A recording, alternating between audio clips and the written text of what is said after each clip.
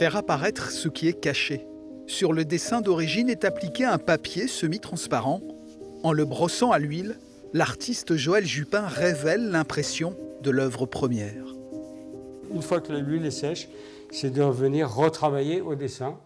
Alors fusain, crayon, pierre noire, tous les outils du dessin. Ça peut être aussi de la gouache pour avoir de la couleur, etc. Multiplier les supports, outils et techniques. Depuis ses débuts comme graphiste et muséographe, Joël a toujours cultivé l'amour de la matière.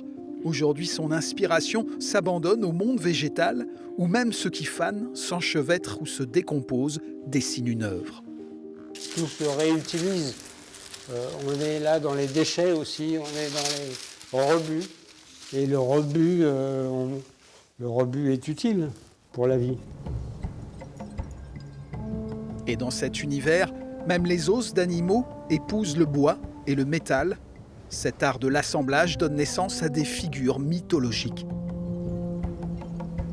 C'est le démarrage d'une histoire. Et ici, par exemple, effectivement, cette figure-là peut se rapprocher de figures, de sculptures antiques ou même préhistoriques.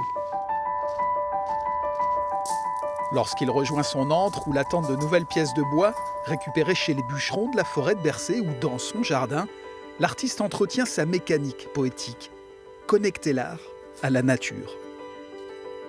Le jeu, là, étant de faire communiquer du métal et du bois, déjà, de base, sans penser à ce que ça va être au final. C'est une manière de vivre. C'est une vie. C'est une vie, je pense que c'est effectivement le moteur. Avec le jardin, on va dire. Mais comme ça se complète, on est dedans de toute façon, 24 heures sur 24. De l'hiver au printemps, et c'est au mois d'avril que la galerie du Vieux-Mans L'Éphémère accueillera les œuvres de Joël Jupin.